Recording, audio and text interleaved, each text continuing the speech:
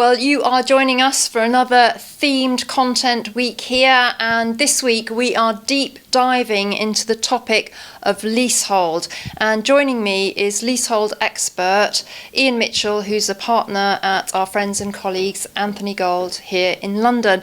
And Ian, before we get going, leasehold is a very specialist niche area of law. This is something that you've really, specialised in and you're known for, and also a member of ALEP. Yeah, we consider this an extremely specialist area where clients are best to instruct somebody with credentials. So somebody who's got 5-10 years experience in this area, who's ALEP accredited, who's familiar with all leasehold law, and in particular, one of our reasons for having this campaign this week is because of the changes that the government have been proposing in the sector.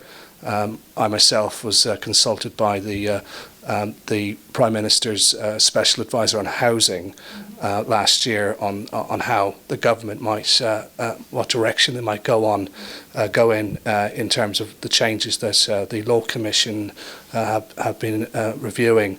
So I think the public are aware that there are problems in the sector. Those problems need a solution, and I think what's happened over the past 2 years is there's been some consultation, and there's been a number of reports issued by the Law Commission, and now it's a question of what direction the government will go to implement these changes to enhance leaseholders' positions, because there's been a number of pitfalls identified with leasehold ownership, in particular onerous ground rents, the fact that the term of leases when they're originally granted will decline, and people will find over time that their assets aren't necessarily as saleable as they thought they were when they come to sell. And in addition to that, there's lease provisions which are complicated and onerous, which again leaseholders will find problematic when they're trying to rent, when they're trying to have pets in their properties, or they're trying to engage with their landlord to get information when they're selling. There's just lots and lots of problems. So let's talk about what's come out from the Law Commission. We had a report in September 2018 on leasehold home ownership, and on how leaseholders can buy their freehold or extend their leases. And the things that were looked at were simplifying the lease extension process and making it possibly cheaper for leaseholders to extend.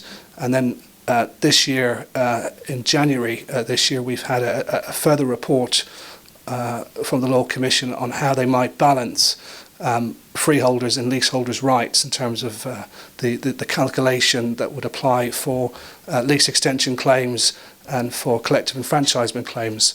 So there's a lot to talk about following these consultation papers coming out, and there's a lot of uncertainty around what direction the government might go in. So we'll be talking more about leasehold reform in a video later in the series, but Ian, just wanted to pick up with what you said about the government getting involved. Is that actually a positive thing? Well, it depends on what side of the market or what side of the industry you're operating on. A big focus in the consultation that the Law Commission undertook was to look at the industry from leaseholders' perspectives, look at their needs and what they actually get from buying flats and what their expectations are, and also looking at freeholders' expectations in terms of why they have acquired these reversions and what they expect to get out of it. And I think as much as the report is aimed at trying to make the process for extending leases and buying freeholds simpler, there has been there needs to be a measured approach on where you draw the line, because as much as it would be really nice to make lease extensions cost-free, that would have a very significant effect on freeholders' portfolios, the asset value of their portfolios. In fact, it would even affect the value of some pension funds. So you could even have a situation where leaseholders have got pensions that have interest in ground rents, and then the legislation in one hand give by diminishing or decreasing the cost of their extension or the cost of buying their freehold, where on the other hand it affects their pension value because they've got their pension fund has been invested in some of these assets. So what are leaseholders looking to get out of buying a flat? Well, it's a capital investment.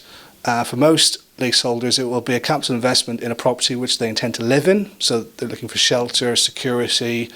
They're not looking at the long-term prospect of having to pay the landlord more money to continue to live in the flat, and that's the shortcomings of the leasehold system. So you buy a lease, may have been granted for 125 years and 99 years from a particular commencement date. When that lease has got 85 or 75 years unexpired, the market perception is such that it needs topping up, and the freeholder needs to be paid a premium for that event. That's the other side of the coin. So you've got freeholders who buy these things to collect ground rent, and an industry where they can service flat owners and maintain buildings via management charges, service charges, repair bills, that kind of thing. Also ground rent income. So if you take away that, they're not be very happy. So it's got to be a fine balancing act, I think, and a measured approach to whatever legislation's put through on the books on this issue. Yeah, indeed, it's quite interesting because from the investment perspective, we'll have big professional landlords watching this that do actually own freeholds, collect ground rents, but then we'll have a small landlord who's maybe got one or two buy-to-let properties, and when you're buying a leasehold property from an investment perspective, it's absolutely paramount that you do get a professional to read the lease and understand, because there may be restrictions in there, such as subletting fees, tenant not being allowed to have a pet, certainly when it comes to if you're thinking about doing something like Airbnb serviced accommodation. So the lease is an absolutely pivotal document, isn't it?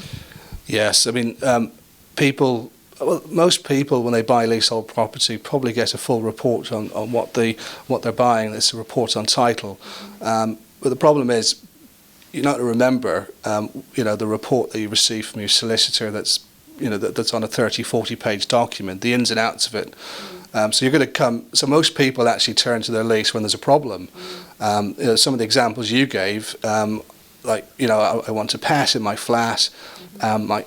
There's a regulation in the schedule of my lease that prohibits me having a pet.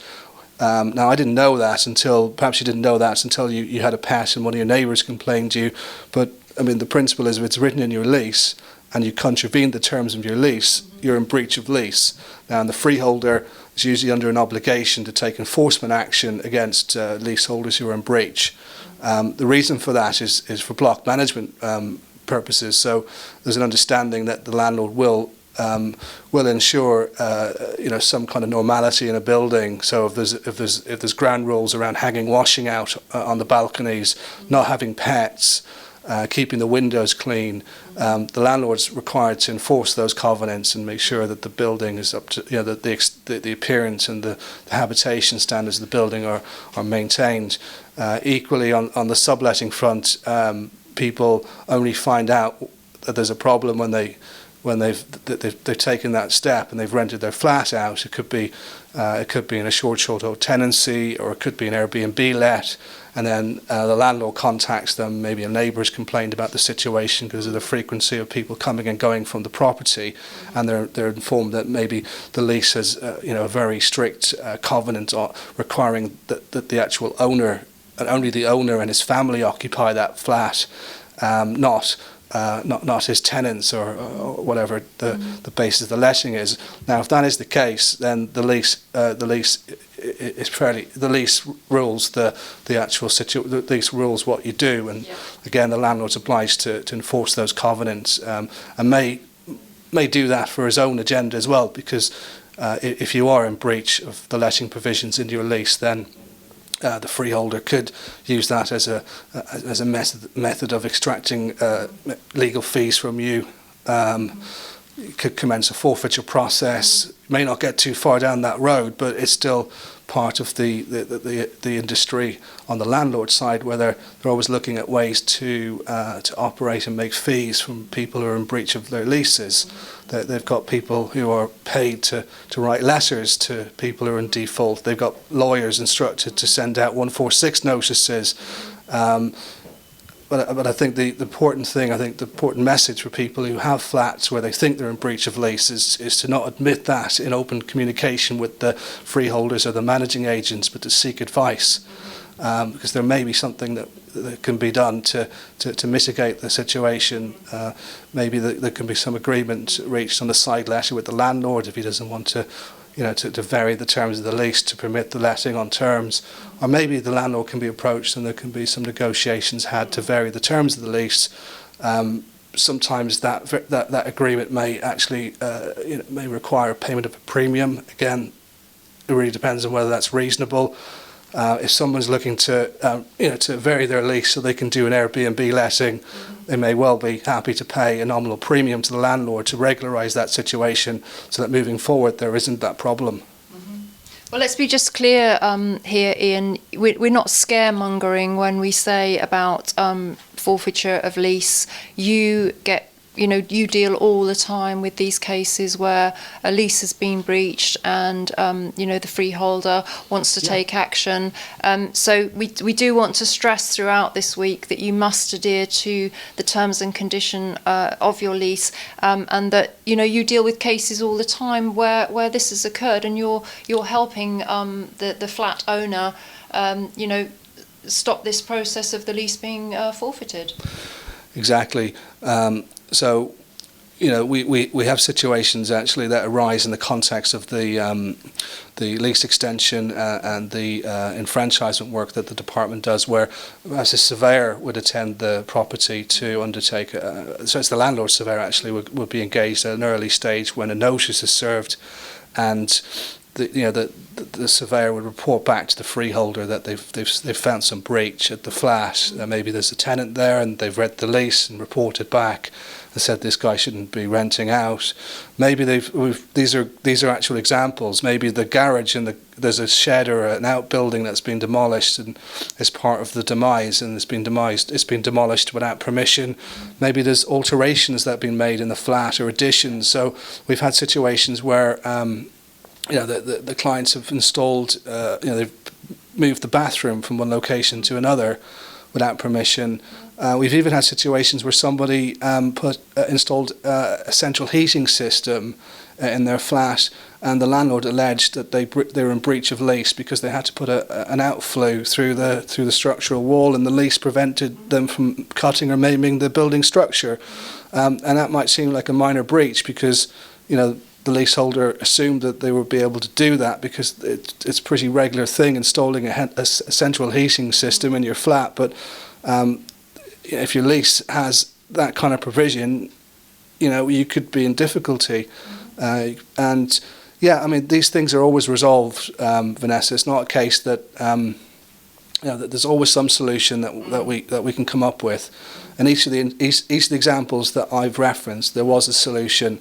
And it usually entailed some variation of the lease or some agreement with the landlord that we negotiated, or an application to the first-tier tribunal where the issue was reviewed. The freeholder, if they allege a breach and it's an untenable position for the tenant because of the situation they find themselves in, it's not always the case that your hands are tied. So there is the first-tier tribunal that you can seek redress at to rebalance the table. Mm-hmm. Absolutely. I think that's such an important point because, if you are an owner of a leasehold property, you do have to adhere to the terms and condition of the lease. It's not yours to do with as you want, and that's going to be a theme throughout this week of content. Anyway, that is it for today's instalment, but please join us tomorrow as our Leasehold Made Simple week continues.